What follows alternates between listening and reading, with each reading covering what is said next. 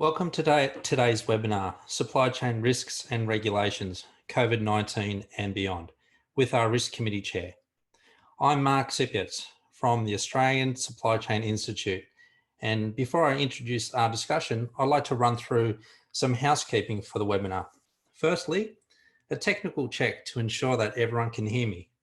Raise your hand if you can hear me. If you are having technical difficulty, please open the chat appearing now on your screen and start a new message. Two other housekeeping items. We'll be running some polls throughout the webinar, which will publish anonymous results. So please help us keep today's webinar interactive as possible and respond to these polls. The Q&A section is not anonymous. Instead, it allows you to post your questions to the panel and for other attendees to see. Please use this opportunity to provide answers to your questions in this webinar. There'll be plenty of time at the end to share responses to the panel. We'll be awarding one CPD point to attendees for today's webinar. Just type CPD in the Q&A box so that we can know you require a point to go towards your registration or certification at maintenance. The webinar is recorded and will be uploaded to the ASCI resources library for members tomorrow. And a closed LinkedIn group post will be created for further discussions with our presenters after today's webinar.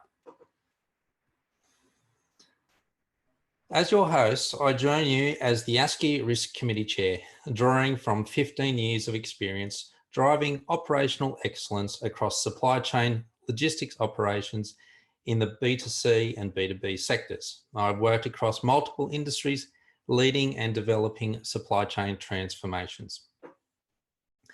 You may not know, but supply chain management, despite its complexity and seniority within the organisation, is not a profession in Australia or anywhere in the world, in fact. We at ASCI, as the accreditation body for supply chain management, are the not-for-profit organisation pioneering the mission so that our members can have a seat at the board table. Through this representation, we're confident that we will translate to a better customer experience. The framework for a professional accreditation scheme includes 3 committees, of which contribute to the overall accreditation body for members: Technical Committee, Ethics Committee, and the Industry Risk Committee. On a practical level, that means our members register as one of the 3 pillars of supply chain management: operations, logistics, or procurement, or ILS if they are defence personnel, and thereafter can register as a professional supply chain manager. How do you become eligible for registration? By equipping ourselves with global best practice end-to-end supply chain knowledge. And certification is a great option to brush up on your knowledge. While you can choose to self-study APIC certifications, they come with a platform of digital resources as well as textbooks. You can also choose a hybrid solution, which is self-study and our online certification review evening classes, which commence in July. You can scan the QR code with your phone's camera to subscribe to the information pack for updates on pricing and scheduling if you are watching the recorded version of this webinar, or wait to receive the link to the information pack if you're registered to this live webinar. May I now introduce Joe Coltis, partner Michael Page for the employment market update. Joe is an experienced supply chain and logistics recruiter for temporary and contract roles in procurement, supply chain, logistics, engineering, manufacturing, and property. In supply chain and logistics, the contract roles include project transformation roles such as demand planners, supply planners, inventory planners, supply chain managers, and logistics managers. Over to you, Joe. Thanks for that. Can everyone hear me all right? I'll tell those a yes. Brilliant. Good afternoon, everyone. It's lovely to have so many people here to talk through.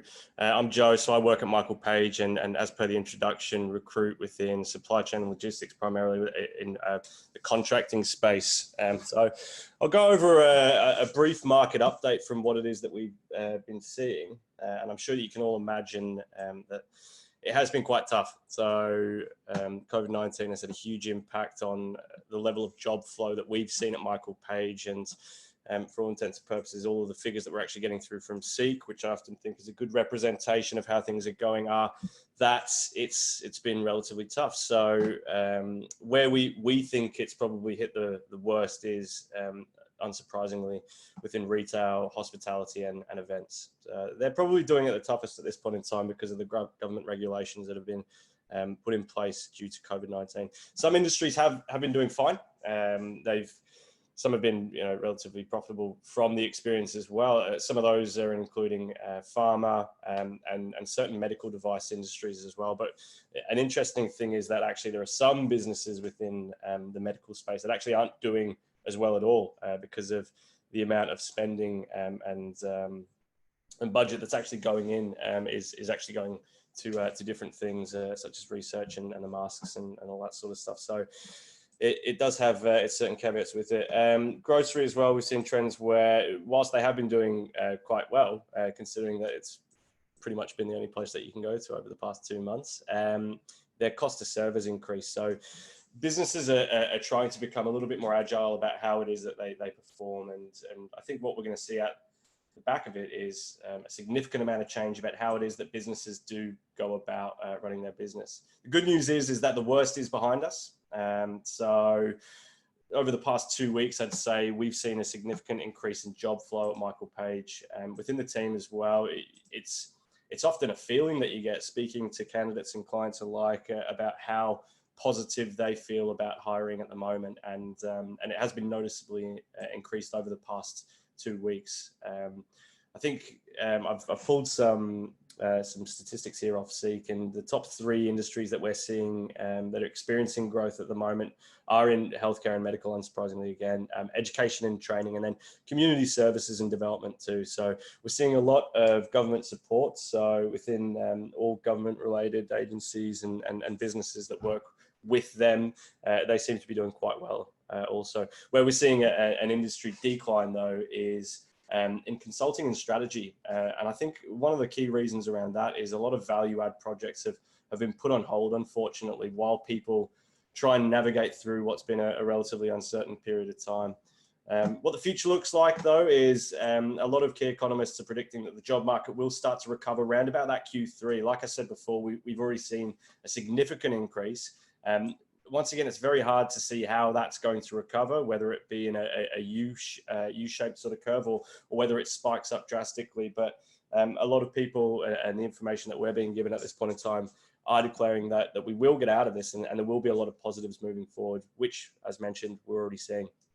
A brief introduction now into contracting. I know there's probably a few of you there that I see in attendance that probably all know all too well what contracting is, because I've placed you into a contract role before. So hello to those people. But what is contracting? Contracting is essentially interim work or temporary position within an organization. So what we see is people are often electing to become professional contractors, and businesses alike are taking advantage of contractors because of the flexibility that it offers.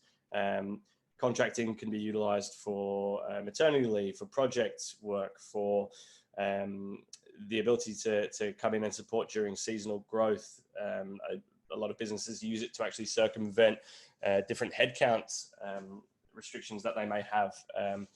But ultimately, I always think that it needs to be something that works for the candidate and works for the client. What we've seen over the past 24 months is a significant growth in people and organizations who are electing to be contractors or to utilize contractors. So much so that even with COVID-19, Q1 this year at Michael Page, we've actually seen year-on-year growth in that space. Like I said, it needs to work for you. It needs to be something where you take advantage of the flexibility that it can offer. And specific trends that we're seeing really within that space is that organizations and people really are electing to get on board because it works for them. And in an ever-changing climate economically and then culturally as well, I think that we're probably going to see an even further increase in that post-COVID. That's about it from me. You'll see that there's a poll on your screen as well. Keen to see some feedback on that one there, and yeah, got it all in front of me now. Fantastic. So thank you to everyone that's put their input onto that. That's enough from me though. So I'll let. I think is it over to Michael now or somebody else? Yep. Brilliant. Thanks, everyone. Thanks, Joe. Great to hear your insights and news from Michael Page. We move across now to a different type of contracting with our discussion for today. It is my pleasure to introduce Michael Miles. Michael is a principal lawyer at Supplied Legal. Before establishing Supplied Legal, Michael spent more than 15 years working at leading law firms as a senior in-house lawyer in the FMCG supply chain sector. He works with clients in the supply chain, e-commerce and consumer goods sectors, providing legal support to help them build fast, reliable and ethical supply chains. His career spans working in Australia, the UK and Europe. He's certified as an Agile project manager and holds an MBA from a leading UK business. His research included the future impact of automation and robotics on supply chain strategy and operations. Michael is a previous member of the New South Wales Law Society Legal Technology Committee, and he regularly writes for trade publications, academic journals, and publishes a regular blog on how new legal issues will affect the supply chain sector. Welcome, Michael. Hi, Mark. Thank you.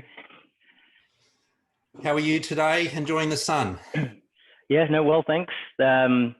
So talking of lead indicators, you just had Joe saying that the last couple of weeks, starting to hear some more sort of positive signs. I live 3 doors down from a pub, and this morning there was a noise I haven't heard for a very long time, which was beer barrels being delivered. So it was kind of another little sort of landmark on the way back to a normal sort of business as normal. So that was another little indicator. So no, very positive. Good to see you had time to go to the pub at 10 o'clock, Michael. So, Michael, let's roll into today's discussion. As someone who works in the area of risk and regulation, can you give us a lawyer's perspective on what's happening in the market? Sure. Yeah. So, look, I mean, it's for a lot of people, or like a lot of people, it's a busy time, and there's a lot happening on lots of different fronts. I think what's driving that kind of it being busy time for me as a lawyer and other sort of risk management professionals, it's just been the pace of change in sort of a very compressed time frame. So we've had, from a legal perspective, I guess, lots of new questions coming into focus, and that's been happening very fast. So whatever your sort of specialism, whether it's workplace or health and safety law or insurance, property leasing type issues, insolvency issues, corporate governance, contracts, consumer law, sort of whatever your kind of specialism is, there've been new questions coming through sort of thick and fast. That's been driven by a fast-changing regulatory environment. So you've got these government restrictions, lockdown measures happening at different levels of government and happening at different speeds in different jurisdictions here in Australia and overseas as well. And then also the pace at which those are being imposed, but then lifted as well. So it's making a very complex environment to manage from a sort of regulatory perspective. You also get this kind of layer of confusion, I think, from the media and kind of political announcements, and then measures being imposed or taken away, and there's a news cycle, but then perhaps it could be a few days before that comes into force. So people are thinking things are in place. There's a lot of confusion like that, and we have to remember as well that these are kind of emergency powers, so they're being pushed through very quickly with little consultation, not necessarily drafted that clearly. You might get gaps or inconsistencies coming through. So there's that sort of extra complexity. And also then the how things are sort of done in practice. So it's one thing to say, well, that's what the rules say, but then what is the practice down on the ground? And if that practice is different, so whether it's border closures and what can happen and delays and that kind of thing, what the practice on the ground is as important as what the regulations say when everything's moving so fast. So yeah, I mean, that's what's driving sort of the kind of regulatory complexity that we're operating in, what's making it very busy and applying old law to new situations, and also trying to keep up with the new law that's coming through.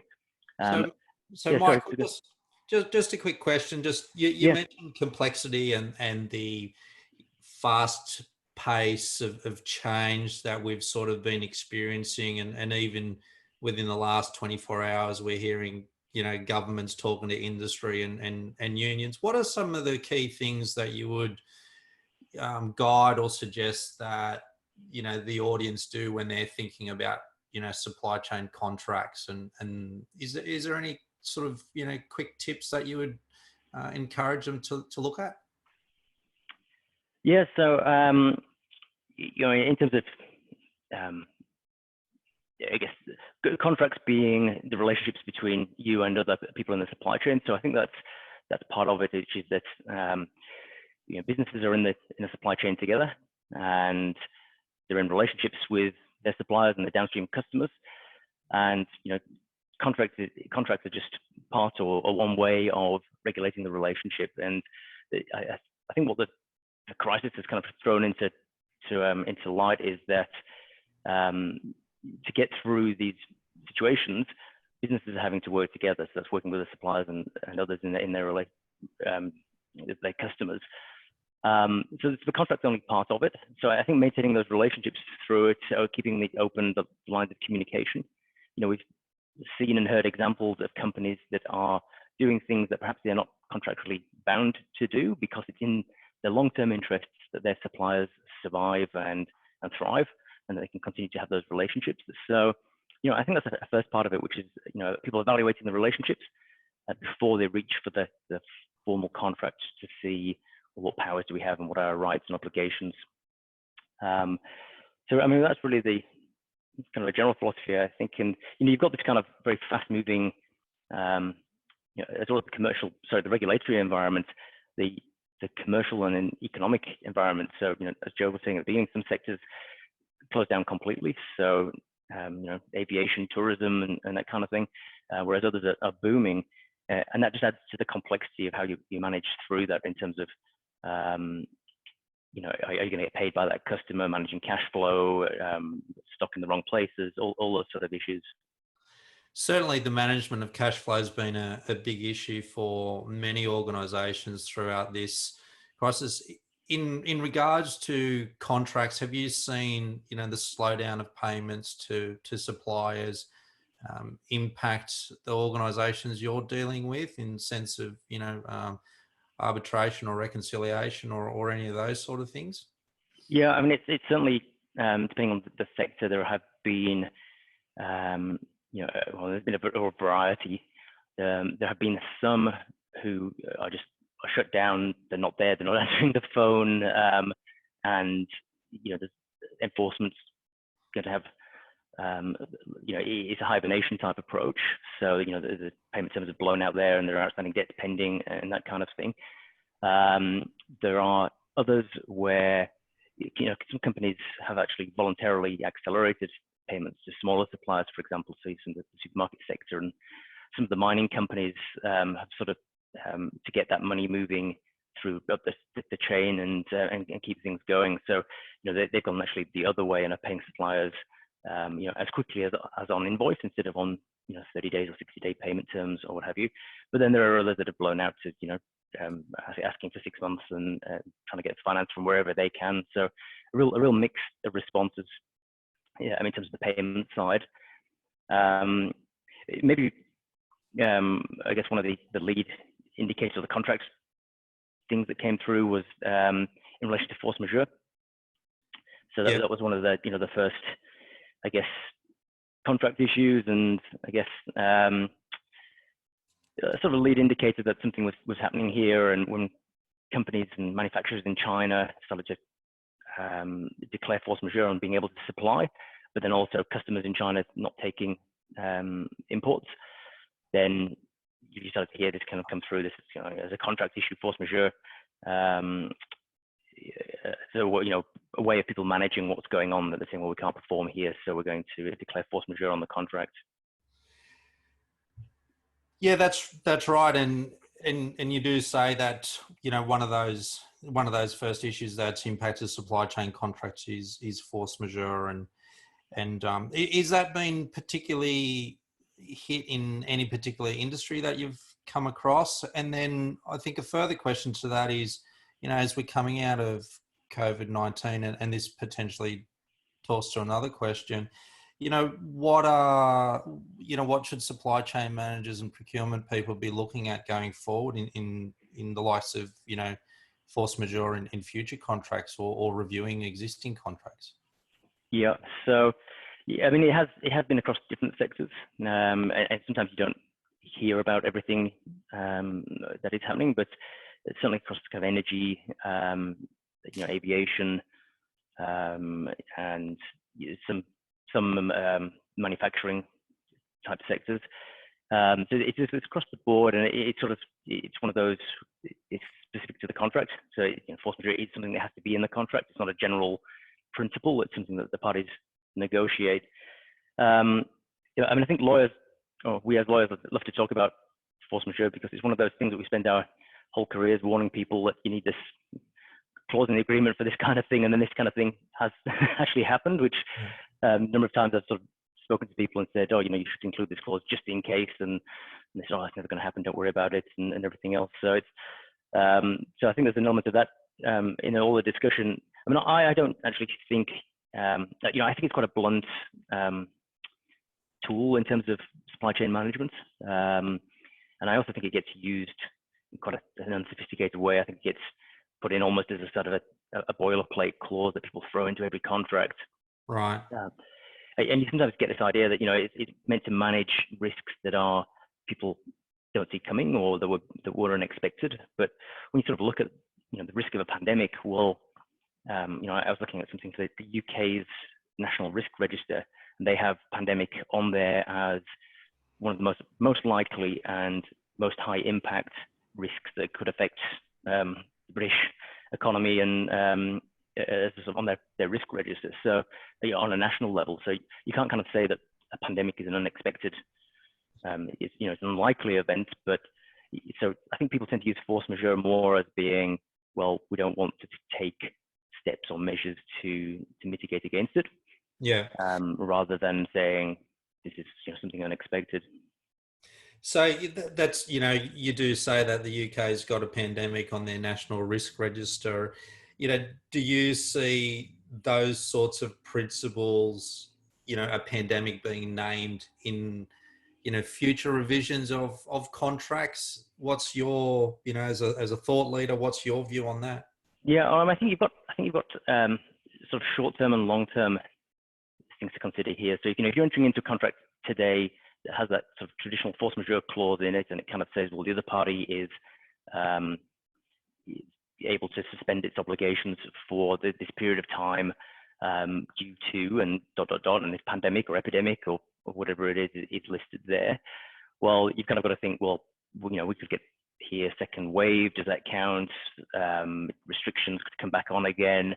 So people sort of going into it with a bit more, well, what if, and this is how the contract will be performed. So that's sort of in the short term, thinking about how it impacts. I think longer term, we just talked at the beginning then about that maintaining the relationship, and the contract being just one part where the relationship is meant to be documented. Yeah. I think there's another form of contracting, I guess, which it hasn't become very popular. It's starting to grow towards a little bit, which is relational contracting. And it's kind of a sort of different philosophy, I guess, which is that your traditional 100-page supplier contract is just full of obligations like the supplier shall do X and supplier shall do Y, and lots of different KPIs and metrics, and very detailed. Whether that is a suitable tool for managing your key or strategic high-impact relationships, or long-term relationships. So if you've got a logistics provider or something like that, then, you know, it's key to your business, is that kind of contract where the obligations are buried down in the small print, and often don't deal with the situation properly or don't anticipate situations. Is that the best tool for managing that high value relationship? And what a relational contract is more about is saying, well, we use the wedding analogy. You know, a traditional contract is a prenup. What happens, who keeps the house and who keeps the dog and all that sort of thing if things go wrong. Whereas a relational contract is more at the front end. It's more like the wedding vows. So we don't know what's going to happen over the next, 30, 40, 50 years. But these are the values that we share. This is what's important to us going into this relationship. And this is how we'll deal with things as they come about. And then we might agree certain principles about how we'll do things, but we might not kind of try to predict every pandemic, epidemic, cyber attack, who does what and when, and it has to be reasonable or not reasonable and all that kind of thing.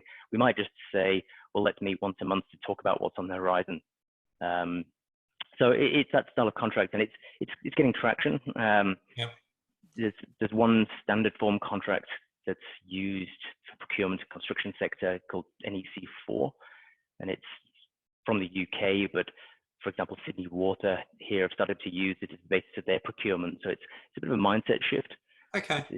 So I guess that's an area to watch. I think that's a more sophisticated or different way of approaching this kind of how do you deal with risks that force majeure traditionally deals with. This might be a different way of looking at it. So the guiding principle would be, have some guidelines about what we want to achieve in this partnership, which is underpinned by sort of these values, and then some terms and conditions beyond that. Yeah, and some governance structures and kind of who does what in terms of managing the relationship. Yeah. So in terms of, we've spoken about force majeure, and also we've spoken about, the move or the potential move to relational contracts. What other kinds of day-to-day contract issues are you seeing in your practice? So lots of things in response to changing circumstances. So can we vary the contract? We and the other party have agreed that because of what's happening, we're going to do things a bit differently, and we think we should kind of document the variations. So variations, agreeing, even if there hasn't been a force majeure, but they've come and sort of said, well, we want to suspend obligations, and thinking through things through there, looking at how service levels have impacted and that other clauses have been triggered. So, if there's exclusivity arrangements, do the clauses allow them to do different things because that person can't supply at the moment? So, there's a lot of sort of in response type things. And coming through now as well, a few more kind of, termination type contracts. So we're getting out of that for the time being. So we don't need that service provider. How can we terminate safely without putting ourselves in breach of the contract? Yeah. So termination issues, and and then on the other side, I guess there's been people sort of switching into new business lines. So if you supply to the food service sector or pubs and clubs or whatever, and you're looking for new markets for your products for the time being, or you sort of hear about distilleries switching over into hand sanitizer and that kind of thing. So there's been quite a bit of that sort of stuff coming through, which is businesses getting into unfamiliar areas. It's not their day-to-day, but they've spotted an opportunity and they're going for it. Yeah. Trying to get T's and C's up and running for that kind of thing, or thinking through what the regulations are and how they apply to their business. Certainly, pivoting's been something that has been widely discussed, and many businesses have been reshaping their business models to stay ahead of the curve. In terms of pivoting and then relational contracts, certainly if both organisations have the same values, that's where a relational contract really benefits both organisations. Do you see that as true? Yeah, I think so. I think that's some of the relational side is it's not for every contract. Don't get me wrong. It's not, if it's a standard supply commodity type contract, or transactional type contracts, then that's not what you need. But those kind of high, I think people are starting to realize which are the key relationships in their business, which ones can they not do without. And this kind of period that we've been through has really tested that to see which ones are the ones who do share those same values and approach things in the same way. So, I think coming out of it, you will see people kind of reassessing which businesses they want to be in, who they want to deal with, how they've been treated and behave, how the businesses behave, how they, down to how businesses have treated their workforce, how they've sort of managed the way through it, how they've communicated, all these things that will come through. And I think it's a time of stress, but then when we come out of it, people started to look at that and say, okay, well, what does that mean for our business going forward, and how do we do it? We've got a question that's just come through on the Q&A, and it's in relation to contracts. And the reference is that relational contracts have been used in governments for some time. Do you see more of an adoption in the private sector? Yeah, that's it's a good comment, and I agree. It is moving more into the private sector. So the defence sector here in Australia has been one of the sort of lead pioneers for using that relational style of contracting. And there are elements there in traditional contracts. So anytime you sort of see things like things about the relationship, so the fact that parties will negotiate in good faith, or they'll act reasonably when considering a request, those are all getting towards not just what the party will do, but how they will do it. And that's really getting into that sort of thing. So, but it is true, it is moving. I think the private sector are waking up to it. There was a Harvard Business Review case study last year, or an article about it in last year's Harvard Business Review, so at the end of 2019, which is looking at Dell and FedEx. Of interest, in terms of being FedEx being the supply chain provider or delivery provider for Dell, and how that kind of 100-page traditional supplier type contract wasn't working for them, and how they switched over into that. So, I think there is a movement there of big businesses realizing that that traditional approach isn't necessarily the best, and are trying it. So yeah, definitely more adoption in the private sector. Thank you. I think so moving on, can you tell us about some of the issues that have been arising as different industries and companies coordinate their response to the crisis? Yeah, so I think this is one of those things. So when we talked about the relationships, your suppliers and your customers, we talked about kind of vertical relationships there. I think also because it's been such uncertainty, and it's that natural human instinct and business instinct to look to what others in the market are doing. So how are competitors responding, and what are they doing? And actually saying, well, okay, this thing is bigger.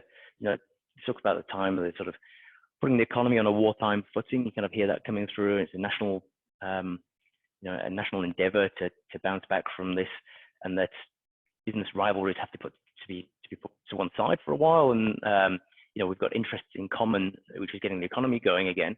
So businesses really looking at working together as part of industry associations, and discussing things with each other. So it's that sort of natural thing, which is, it's all new.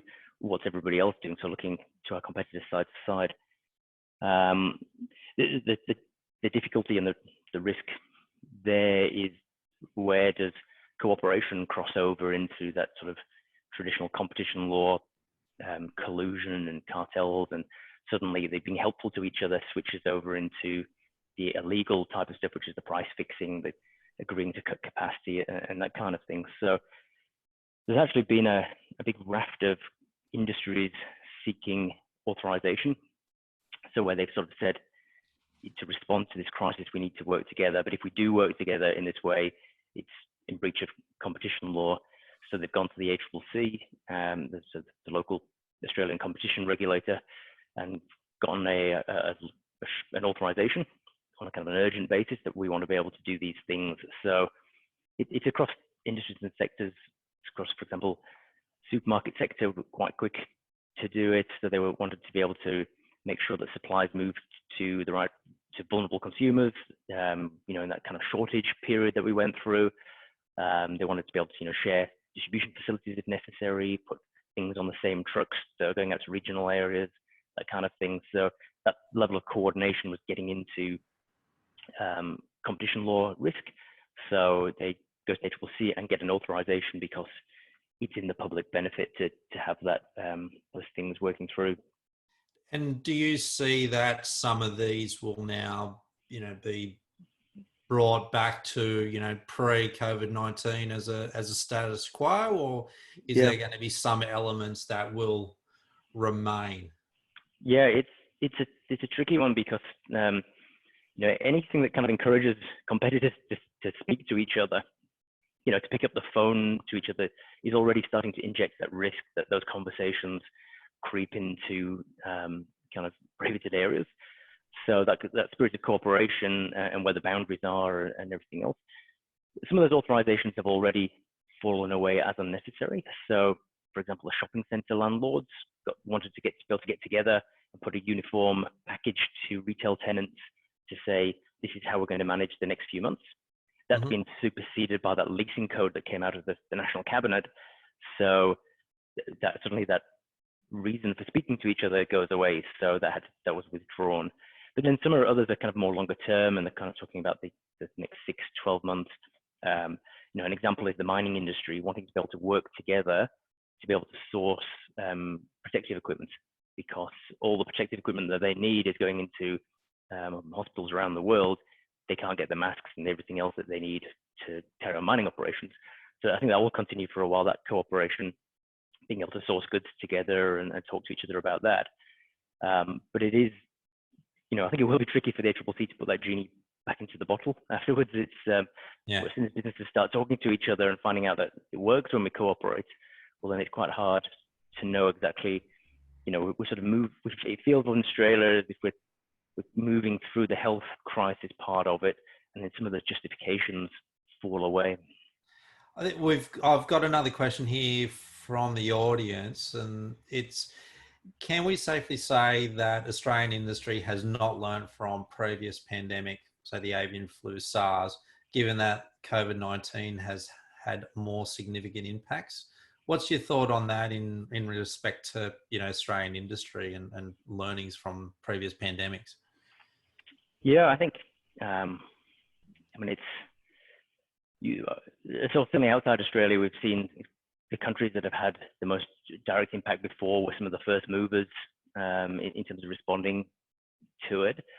I think obviously it's the scale of magnitude here, and of course it's the government restrictions that have triggered all of this rather than the actual health crisis. So it's the government restrictions that have come in that have made the businesses having to hibernate and cause all the difficulties. But I think there is also another danger here, which is that kind of preparing for the next, you're always preparing for the last emergency, that phrase. And everyone's got pandemic on the mind, and when you're going into contracts, everyone's thinking, well, the next pandemic. And actually, it's the other risks that haven't gone away, whether it's geopolitical trade type issues, whether it's cyber attack, those issues that are there as well. So, I think there's that element of learning the bigger lessons from this, which are sort of working together and how things have worked, and where it makes sense for levels of government to work together with industry, and taking those bigger lessons forward into other types of risks that we have to deal with.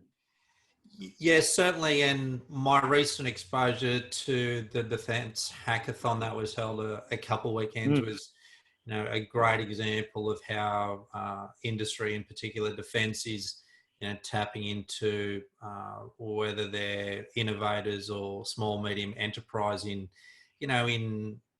making supply chains more resilient, or getting greater awareness of how to coordinate a response.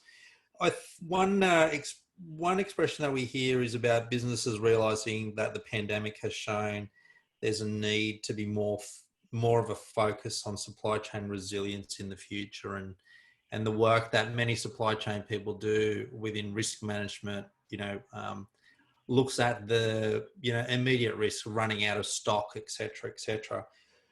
What role do you think regulation and risk management will play in this trend? Yeah, it's I've heard that quite a lot recently.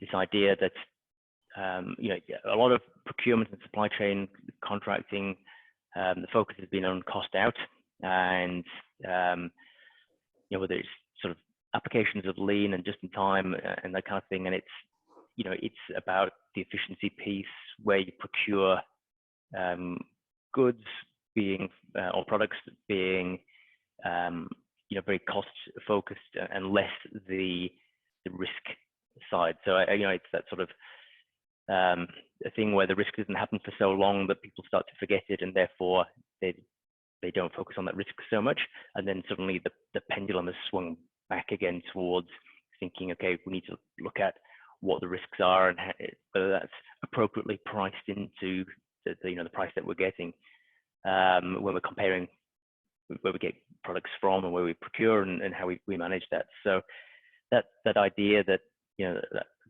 pendulum, efficiency is swung too far towards efficiency and left not enough on sort of resilience, and therefore what do businesses need to do to bring it back? So I think the risk management side of things has a big piece to play in that. Obviously, you've got the changing regulatory landscape we talked about at the beginning, but then the risk assessment and just people's kind of almost philosophical approach to risk and how they approach things going forward after this.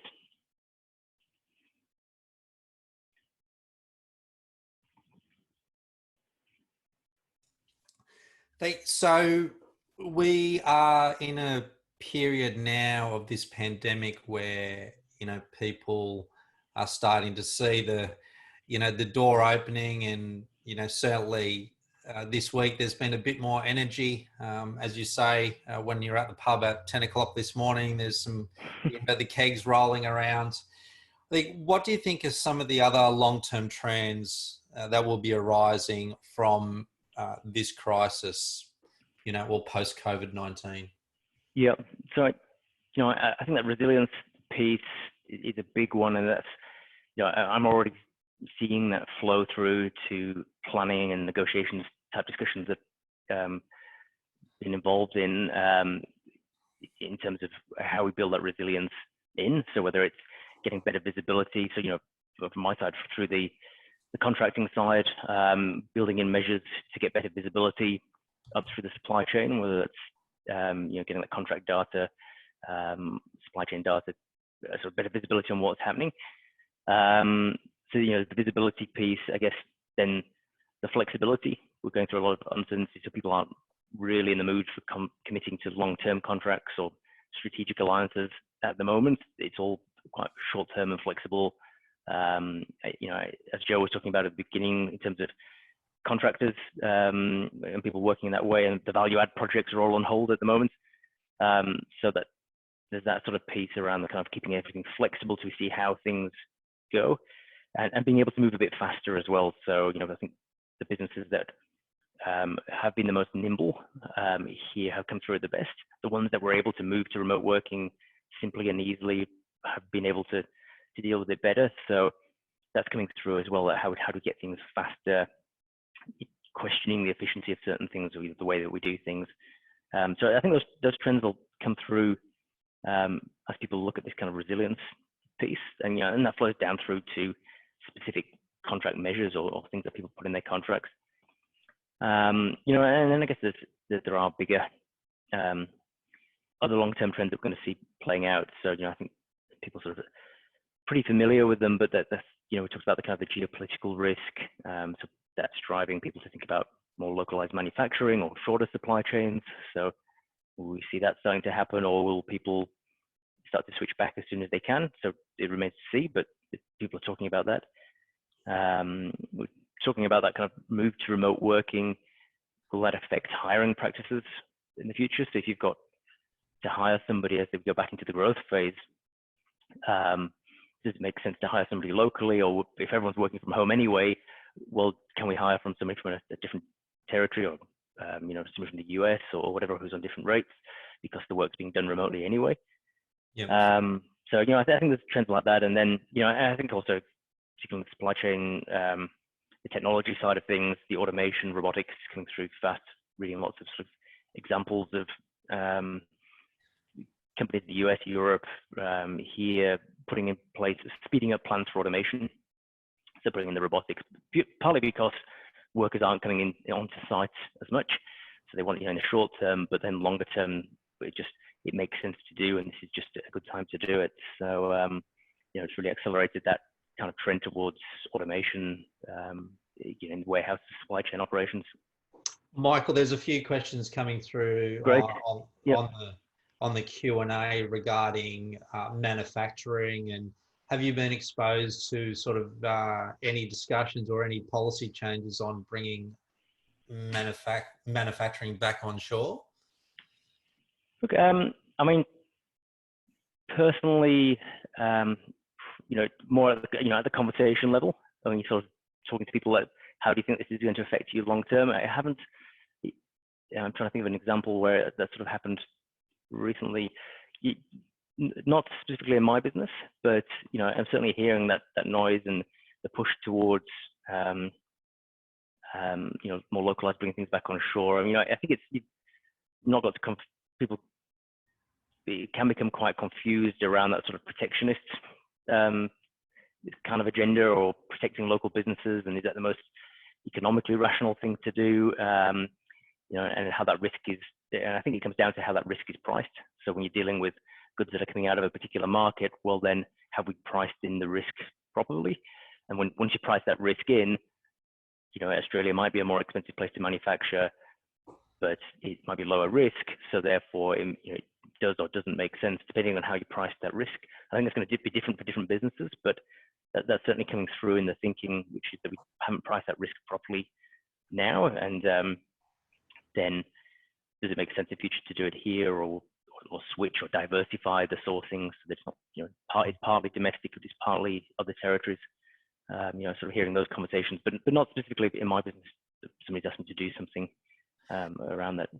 Certainly an interesting time for us when all organisations are trying to understand what the new norm is going to be, and what that looks going forward. In terms of, and you're exposed to procurement professionals and supply chain professionals, quite often, what new contract management skills, are required by supply chain managers or procurement managers looking after contracts? Yeah, I think, there's a range there, and businesses are at different levels of sophistication in terms of how they approach their contract management. And you look at other associations, so like the International Association of Commercial Contract Management, IACCM, they put up some stats around the value that businesses leave on the table by having poor contract management, and it's incredible. I think the number they always use is about 9% of annual revenue is the average, and then you've got to ask, is our business average or below or above average compared to others in terms of how well we manage contracts? There's some very basic things that we can do in a lot of organizations to improve the management of contracts. And then I guess the other part of it is the technology side that's coming through. So whether that's e-signing to make things faster, automating some parts of the contracts, so routine day-to-day contracts, can they be automated so that it speeds things up? Separating out what's day-to-day operations and what's a project contract, and approaching them differently, so people mix those up quite a bit. But also just being aware of the relationship that the contract is meant to document.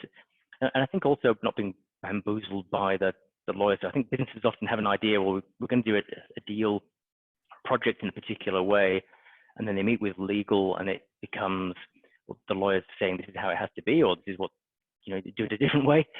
And I think sometimes that's why you end up with a 100-page supplier must type contracts, when actually that's not necessarily what the business people want. So I think growing awareness and kind of learning about it gives the people confidence to push back on that and say, okay, no, we understand the legal risk, and we're willing to take that because the economic benefit of us not doing it that way is actually going to be better, and we want to do it this way. So I think that's a big part of it, is getting that confidence around how the contracts are managed and what we want to see in there and what we want to achieve, and then being able to act on it. Yep. That's great advice. I think I've got one more question which I want to try and slide in from the audience. And the question's regarding an organization with hundreds of vendors. what advice would you give into how they start a risk management strategy or identifying the risks with those vendors? Yeah, I think, I mean, it depends where you're at in terms of starting that. I mean, if you've got actually hundreds of vendors and how you deal with them, I mean, the push has been towards trying to deal with that by pushing your T's and C's onto the supplier. And the response there has been to try to push all the risk onto the suppliers. So, that's through RFPs, procurement tenders. The RFP goes out, it says, this is the contract that we want to use. You've got to come back with any departures, any variations that you want to see, and putting that to the supplier. And it puts everything onto the supplier, indemnities and liability and everything else. So it's all very one way in favor of the customer. And the supplier feels a kind of commercial pressure not to be seen to be difficult in terms of responding to that. And therefore, you end up with this thing where the supplier often agrees to things that they don't actually do. So, I've seen examples of things where suppliers have agreed up to things, and it could be around modern slavery policies, or it could be around data security practices. And when they scratch below the surface, they don't really do that. So you've got to kind of think getting them to sign the contract might not be the same as getting them to behave in the way that you would like them to actually behave. So I think that's one to watch out for. And actually, managing relationships through workshops, supplier days, helping people understand what's important to the organization and why. I think those practices are as valuable as that kind of standard robust tender. But yeah, I mean, it is a challenge when you've got managing multiple relationships, and if you get people wanting to negotiate individual contracts, then it becomes difficult to manage when something does happen. I guess another point is just on the tech side, there are now solutions that are coming through on the, for example, AI, things where it can look at all your contract data and tell you quite quickly what percentage of your contracts do have a force majeure clause, for example. So if you're in that kind of business where you've got literally hundreds of contracts and they're all different, then solutions like that can be are starting to come through now that help people understand how they're exposed to something. So, COVID hits, what percentage of our contracts, the board wants to know what percentage of our contracts can we put on hold and what do we have to do? Well, then you can start, that would normally be, hours of going through contracts and everything else. The AI solution is bringing that to the surface quite fast.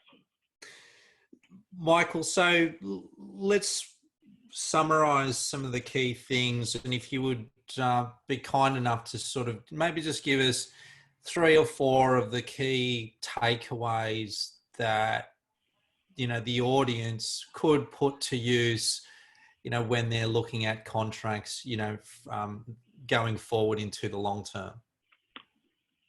Yeah, I think a big one for me has been that this period that we've all been through of, stuck at home, lockdown, reflection on how we live our lives and how we do our business. And it's made people question a lot of assumptions about how they do things. And I think that's a big one, which is really asking that why question, why we do things a certain way. So as we go back into the return to normal, people going back to offices and et cetera, we'll think, well, what is it that we're going to take from this and what will we leave behind? And I think you can apply that to contract practices. So if things have been annoying or not made sense, or why does it take 6 weeks to get this contract from start to finish, and all these different people, and why is it that we're talking about issues that aren't really important to me? We're not having to accept that and live with it. Let's question it and challenge it and say, how can we do this better? What is really important? So I think that's been a big takeaway for me, and hoping that's something that we can take forward out of this, which is just questioning the way we do things and can we do things better. Then it's really shown up that the need for professionals like ourselves that are risk management professionals and helping people navigate through the uncertainty so that they can make strategic operational decisions, kind of reflect what's going on and they don't get things wrong. So that's been important, and it's not gone yet. We're going to be going through this period now of recession, economic crisis. Businesses that are on life support at the moment are not going to come out of it. So this is going to go on for a while, and taking that forward, that we have to all work together, bring our different specialist skill sets to bear on the problems, and through that cooperation, kind of keep the relationships going and keep as many businesses going as we can. Yep. Thank you, Michael. We've reached the close time of today's webinar. I'd like to thank Michael Miles from Supplied Legal for his time and insight into supply chain risk and regulation. Don't forget, if you'd like to continue the discussion after the webinar, there'll be a post in our closed LinkedIn group for you to comment and share some key learnings from today. Let us know if you require a CPD point by typing CPD into the Q&A box before you leave the webinar. Also, don't miss our upcoming webinar next Wednesday at the same time to learn how you can apply some basic cutting-edge neuroscience concepts to care for your team's psychological well-being during COVID-19. The registration link is now available in the chat box for you to secure your spot. Thank you for joining us at today's webinar. Stay safe.